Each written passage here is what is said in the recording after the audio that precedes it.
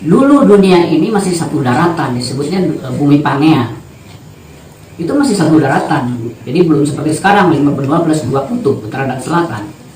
Kalau kita perhatikan peta itu, boleh nanti saudara-saudara perhatikan, dari sekian banyak kawasan, ada satu kawasan yang relatif tidak berubah. Di mana yang lain berubah kan, kutub utara, kutub selatan, Amerika, Afrika, semua, Australia, bukan. Hanya satu kawasan ini kok kenapa tidak berubah? Ini buat saya sangat sesuatu. Oh ini kok tidak. Oh gitu. Dilanjut. Satu kawasan yang tidak berubah ini tidak lain adalah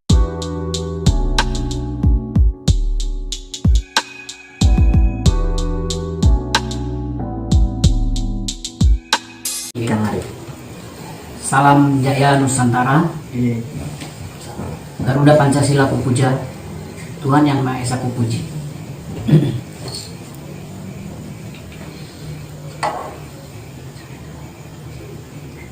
Dirgahayu Indonesiaku, Rahayu bangsaku. Melanjutkan penjelasan dari Mbak Gatot bahwa asal kegelapan kita mulai dari kecerahan di barat, karena mereka sadar bahwa di timur ini ada sesuatu yang sangat betul-betul diperlukan oleh seluruh umat manusia. Sebelum saya berbicara ke sana, tadi saya menyampaikan tentang salam Pancasila, salam Bhinneka Tunggal Ika, Tanhana Dharma Mangroa. Bhinneka Tunggal Ika Tanhana Dharma Mangroa adalah konsep dasar spiritual bangsa Nusantara sejak dulu tentang ketuhanan. Di sana disebutkan Bhinneka Tunggal Ika. Leluhur sudah paham bahwa yang disebut Tuhan itu pasti akan banyak namanya, istilahnya. Tapi keberadaannya hanya Dia yang esa, satu adanya. Tanhana Dharma Mangroa, tidak ada kebenaran yang kedua, hanya Dialah yang maha benar. Jadi kebenaran sejati itu Tuhan.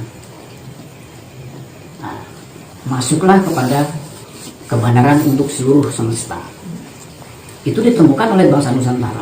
Kita perhatikan, gelaran kehidupan ini terjadi baik di dunia maupun antar planet maupun antar galaksi. Itu karena adanya pelaku. Pelakunya adalah ciptaan itu semua. Itu adalah pelaku. Kita sering mendengar bumi berputar pada porosnya. Poros bumi itu apa? Planet beredar pada garis edarnya, pada orbitnya. Orbitnya itu apa? Demikian juga galaksi beredar pada garis edarnya masing-masing. Itu semua itu disebut apa? Itulah yang disebut hukum Tuhan.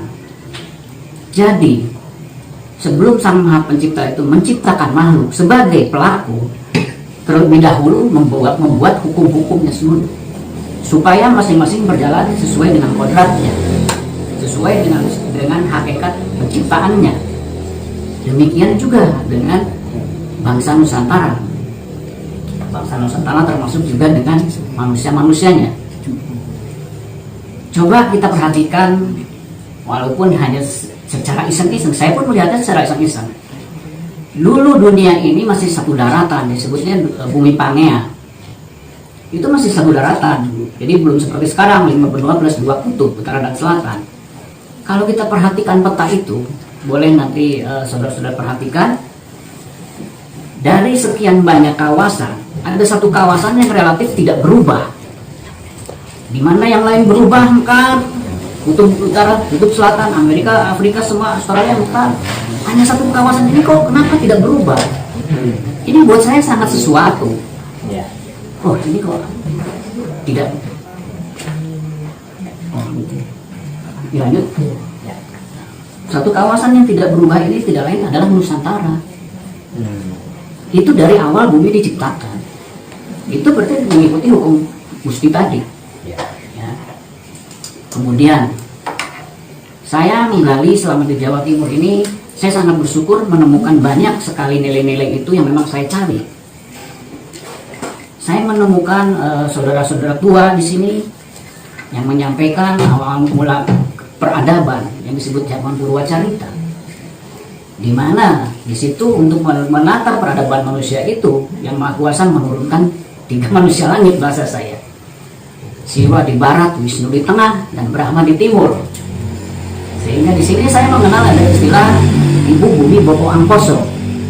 Saya menerjemahkan itu bahwa Nusantara itu memang ras campuran di antara dua itu. Ibunya orang bumi, bapaknya manusia langit. Makanya jenius.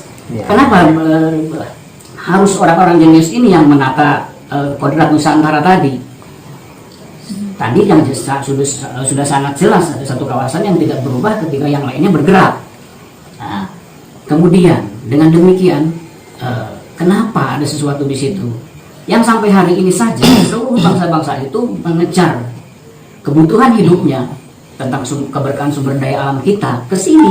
Itu tadi di zaman pencerahan di Eropa itu, mereka memahami, wah ternyata di sana ada. Itu gara-gara cerita si Plato mungkin ya, yang bicara tentang Sundalen. Sundalen kalau kita lihat petanya, itu kan menurut mereka Sundalen namanya. Nah, di mana Sumatera, Malaysia, Jawa dan Kalimantan jadi satu. Saya perhatikan juga ini uniknya di mana? Kenapa waktu itu jadi satu daratan yang disebut Sundalen, terus kenapa sekarang jadi 17.000 pulau? Ya. Ini ada siklus pasti. Luar biasa. Artinya apa? Siklus itu terjadi pengurangan tentang amanat. Jadi sebetulnya seluruh makhluk itu hakikat penciptanya diberi amanat. Ini hati-hati untuk bangsa Nusantara di mana amanatnya sangat besar dan lebih besar dari yang lainnya. Artinya apa? Bangsa ini bangsa yang memang dipercaya oleh Sang Pencipta, oleh Gusti. Tidak mempercayakan ke bangsa lain, baik tanahnya, baik manusianya, baik ilmunya.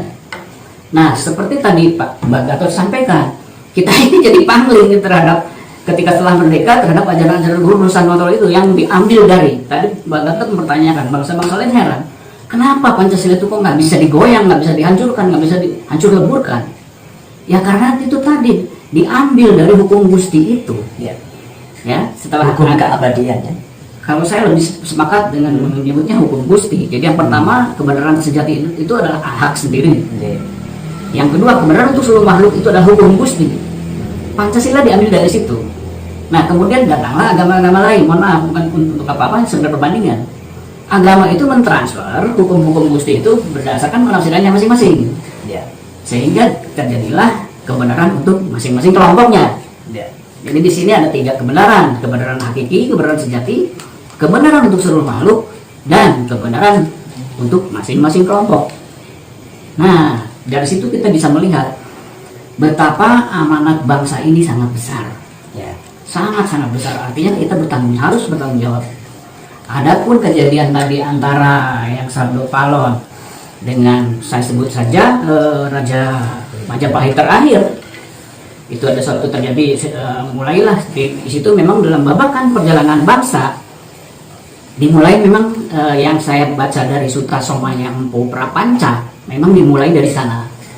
Jadi ketika ada pergeseran nilai, nah disinilah pergeseran nilai ini memutar siklus kehidupan,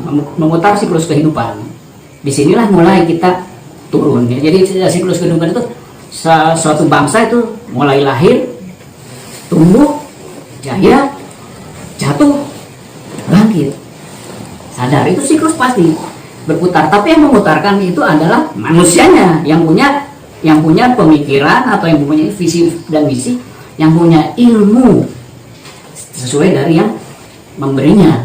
Pada saat kejatuhan itu saya nggak tahu siapa yang memberi ilmu sehingga kita jatuh.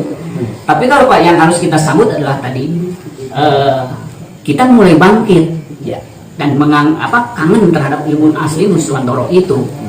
Nah, jadi itu memang diambil dari hukum Gusti, dari kebenaran untuk seluruh semesta. Pancasila tidak hanya untuk bangsa Indonesia, tapi untuk kebenaran untuk seluruh semesta. Di situ misalnya apa? Tatanan awal Nusantara itu menghendaki atau menginginkan bahwa semua itu proporsional pada tempatnya, jangan bergeser atau tidak pada tempatnya. Nah, hari ini kita yang sedang kita bahas kan yang ironisnya yang seharusnya kita yang jadi tuan rumah, yang memang kita mengendalikan, justru kita yang tergeser kan. Nah, itulah tantangan kita, tapi ada semangat di mana dengan adanya semangat kebangkitan Nusantara dari seluruh masyarakat, terutama anak-anak muda juga sekarang sudah gandrung tentang keingintahuannya apa itu yang disebut ilmu Nusantara Ya. sudah mulai kelihatan, termasuk kejadian-kejadian di depan kita. Itu sebetulnya menunjukkan bahwa tuh loh, kalau tidak memperhatikan hukum semesta secara keseluruhan, maka akan terjadi ketimpangan, akan terjadi ketidakseimbangan. Nah, ketika ketidakseimbangan itu terjadi, apa yang dilakukan lebih dahulu oleh ciptaan? Alam lebih dahulu bergerak.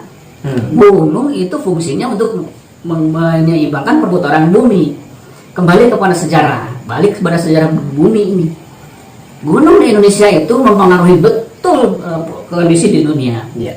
Mulai zaman Toba, zaman Gunung Sunda Purba, zaman Krakatau, zaman Tambora, itu dunia berubah semuanya. Satu lagi berarti apa? Kita lagi dari alam, dari sisi alam Indonesia lagi yang mengendalikan.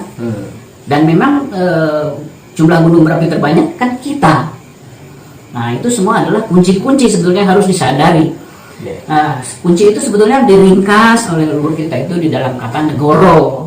Nah, negaring suwantoro, artinya negaring itu senjata, suwantoro dan kekuatan. Kekuatan senjata dan kekuatan untuk apa? Untuk membangun peradaban. Yang pertama adalah alam. Baik alam, yang pertama alam fisiknya. Nah, yang kedua adalah alam metafisiknya. Ini yang beda dengan yang lain. Orang di seluruh dunia nggak ada yang bisa tembus dengan leluhurnya dengan komunikasi seperti apa, kemudian mendapatkan informasi, mencari informasi dari semesta. Kita bisa diberi, dituntun bagi yang mau membuka hatinya, bagi yang ingin mengetahui tentang ilmu-ilmu Nusantara, pasti akan dituntun ke arah sana. Alamnya, terus kedua manusianya. Yang manusia itu tadi, manusia itu sebenarnya manusia super, yang dalam kurun waktu sekian ketika siklus menuju ke bawah dibodohkan, ditidurkan, dibodohkan atau apa istilahnya, sehingga dia lupa akan kodrat dirinya yang sebenarnya sebetulnya tidak untuk itu. Nah, alam manusia yang ketiga adalah tentang budayanya. Bagaimana kita berkehidupan di alam dunia ini selalu mengikuti kehendak Gusti, tidak pernah mengedepankan keinginan diri. Nah, itulah yang selalu kita membuat selaras dengan alam. Pelajaran-pelajaran itu yang harus sampai hari ini akhirnya hilang, terkikis oleh waktu kan, termasuk isme-isme dari luar. Nah, yang keempat otomatis adalah tentang sejarah. Jadi hari ini kita kehilangan sejarah yang sebenarnya tentang leluhur Nusantara itu. Kita betul-betul kehilangan, tidak mengerti. Jadi diri kita hampir tertutup. Tapi di awal pembukaan tadi kami sudah diskusi juga dengan Mbah Harjo, dulu dan diawali dengan sedikit orang itu saya malah semakin yakin. Sedikit orang tapi diberi tuntunan, diberi kesadaran untuk kembali menggerakkan siklus waktu itu. Karena yang namanya menjemput zaman kita tidak bisa diam. Kemudian tiba-tiba zaman kejayaan itu runtuh dari langit, jatuh ke kita. Tidak bisa seperti itu. Kita harus melakukan sesuatu melalui kesadaran itu yang otomatis terprogram. Bagaimana nanti memprogramnya, kita lihat ke depan saja, dan apa saja yang harus diprogramnya kita lihat ke depannya saja. Jadi pesannya yang terutama ini saya sampaikan di malam yang berbahagia ini adalah jangan lupa kita ini bangsa pilihan yang memang betul-betul diberi amanat besar oleh Gusti. Hati-hati kalau amanat itu tidak bisa dilakukan, ini bukan berarti tidak ada sanksinya. Seperti tadi saya ceritakan di awal, Sundalen itu satu daratan besar, kenapa jadi 17.000 pulau? Kita harus mengkaji itu. Karena ada hal-hal yang tidak dilakukan waktu itu terhadap amanat. Gitu loh. Mereka menyebutnya Atlantis, tapi bahasa Nusantara ada itu. Zaman itu zaman siapa gitu loh. Nah, itu jadi kegandrungan masyarakat sekarang untuk menuju kepada kebangkitan kita apresiasi dengan baik, kita arahkan dengan baik, tapi hati-hati jangan sampai berlawanan dengan nilai-nilai yang terkandung di dalamnya. Berlawanan itu bagaimana? Betul tadi Bang Gatot menyampaikan kita tidak pernah keras melawan semuanya itu dengan tenang saja, tapi juga bisa melawan gitu loh. Jadi tidak boleh tinggal diam. Nah, jadi kita kembalikan jadi dalam hal ini kalau dari kami passwordnya itu kita harus kembali kepada kodratnya. Kodrat Nusantara. Kodrat Nusantara. Kodrat Nusantara. Kodrat Nusantara itu adalah mercusuar dunia. Kodrat kita mercusuar dunia. Mercusuar dunia.